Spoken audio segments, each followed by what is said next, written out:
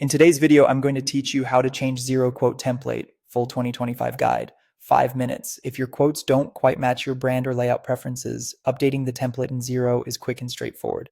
Start by opening your browser and heading to the Xero login page. Click Login to bring up the sign-in screen, then enter your login details and confirm any security prompts your account requires.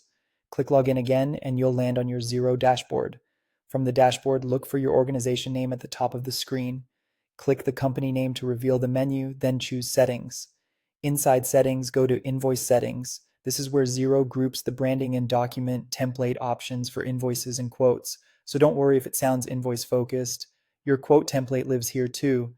On the invoice settings page, find the area for templates and look for the upload option.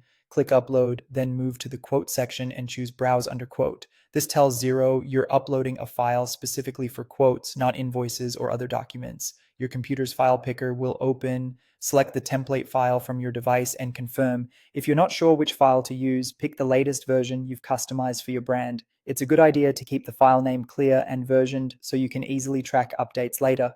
Once you've chosen the file, click Upload. Xero may show a brief progress indicator. When prompted, click Upload again to finalize. That final confirmation ensures the file is saved and becomes the active quote template for your organization. A few quick tips while you're here. Make sure your template uses the correct placeholders or merge fields that Xero recognizes for quotes, such as customer details, item lines, totals, and terms.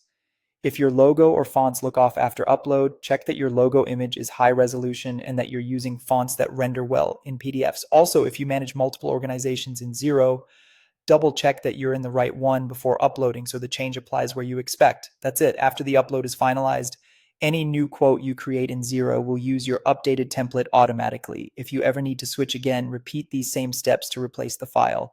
Thanks for watching and happy quoting.